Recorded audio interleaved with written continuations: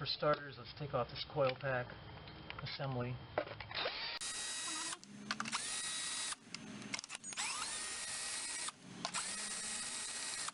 Okay, the harness has to come off. So we'll just lift the locking tab and pull that off. Now, it looks like this bracket right here is going to have to come out anyway, or at least loosened up. We'll loosen it up and turn it. I'm not sure it has to come off. Okay, 10 millimeter on this little bracket here. Now this is holding the fuel rail on here, so I think it's going to have to go anyway.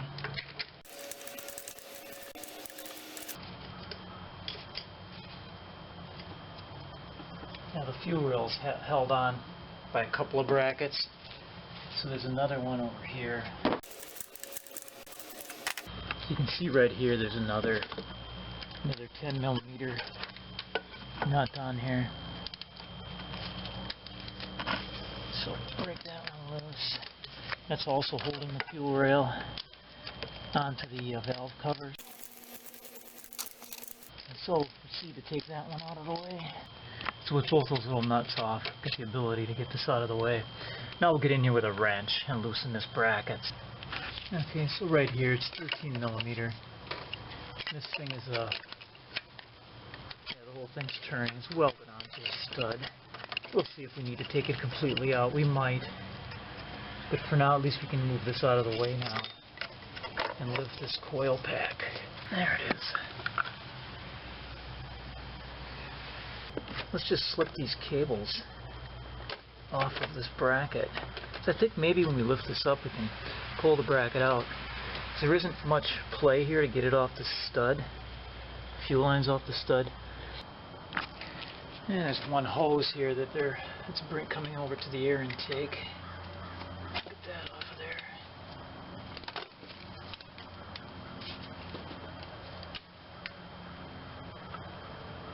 Crack it loose and pull it back.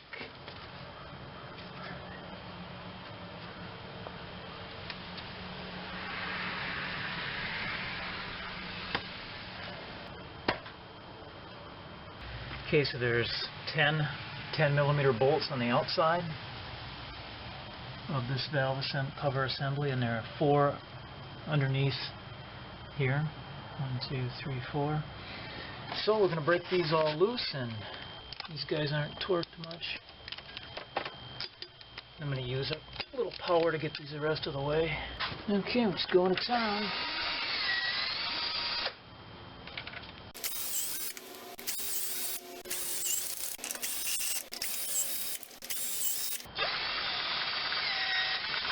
These are all the same length so far.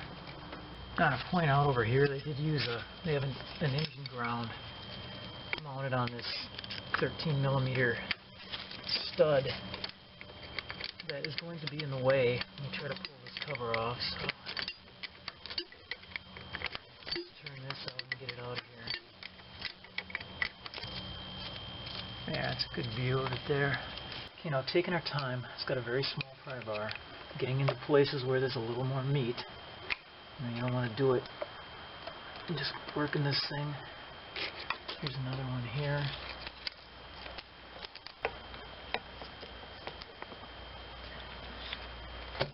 There, I think I just heard the old bunk. Okay, so we've slipped it up, pulled it, and we're able to slip it off this fuel rail, fuel line connection here. And there is still this ground over here. Now we can turn this nut off here and pull the stud completely out is what happened. So make sure you label it. All right, let's lift it up and off.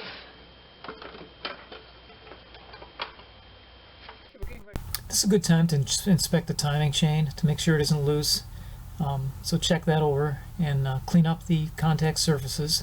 I'm using lacquer thinner here on the engine, on the head, and also I'll do it on the valve cover itself. This Velcro kit would be a good choice, and it even comes with little replacement bushings for the bolts. And remember, as we put this valve cover back on, that we have to thread this little stud over here through this fuel rail mounting bracket. There's one on the other side too. On the other side there's also a ground that a little stud will go through like this, and then that'll go into, you know, this hole right here to ground up against the valve cover. Here we go.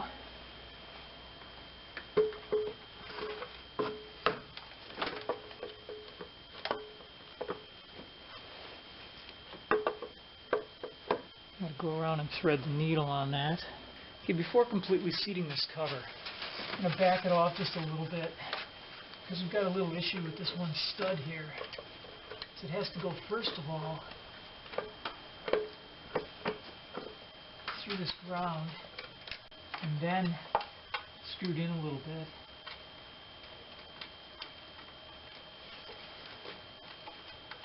In fact, you can screw it in most of the way. You can see that there.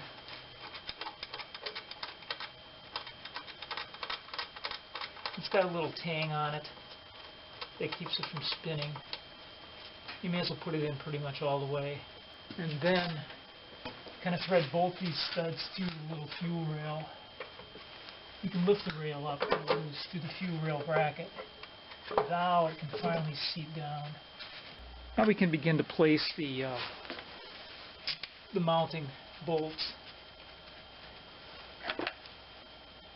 for the valve cover. And there's like 13 of them. I'm not going to show all this. I'm just going to work my way around and on the inside as well. Okay, I'm just going to do this to speed it up a little bit. I'm applying no torque whatsoever. It's going crosswise.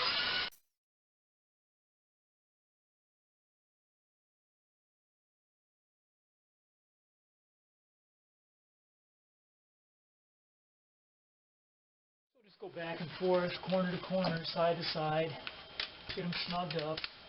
This is a inch-pound operation. 89 inch-pounds is the spec on this, and 10 millimeter, by the way. And if you don't have an inch torque wrench, if it's only a foot-pounds, they aren't accurate down on these on the low end like this. So you may as well just do it by hand.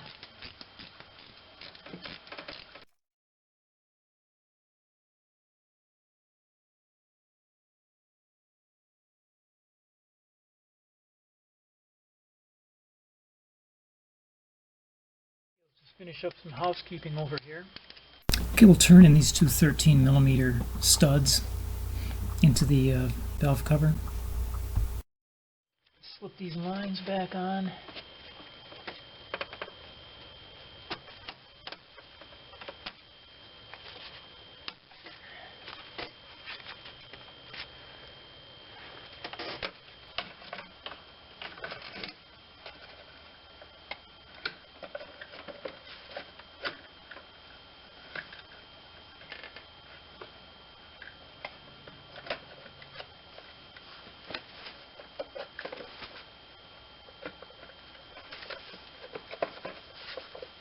Okay, these are 10 millimeter as well.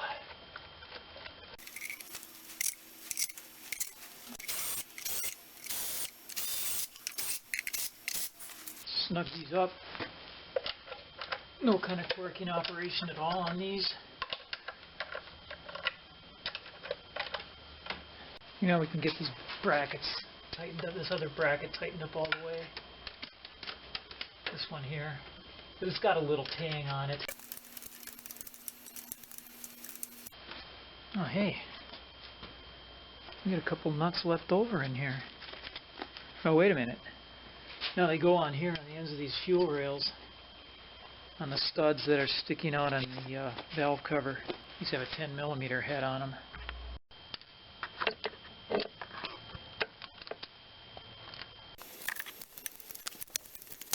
It's on there. And just one more.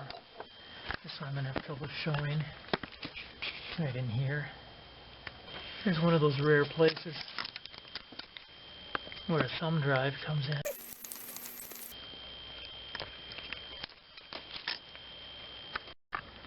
And we'll wrap this up.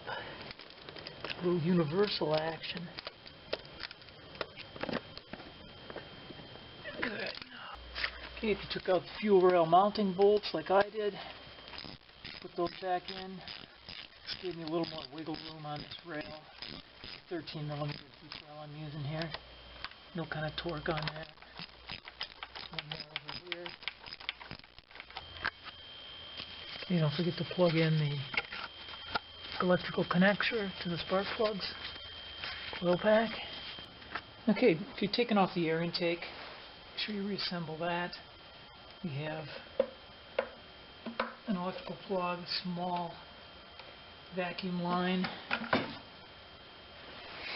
I'm going to put this back on this piece of duct in here, and then it fits over the throttle body. And of course reach through with a long screwdriver into the clamp there, and this clamp here. Okay, we had a little mishap on this little air box here. This hose broke off. I'm going to have to pick another one up at the scrapyard. For now though, until I can get one, I'm just going to put some silicone sealant around there to maintain a good seal. You know, things go wrong with repairs, but everything else went right. Hey, thanks for watching.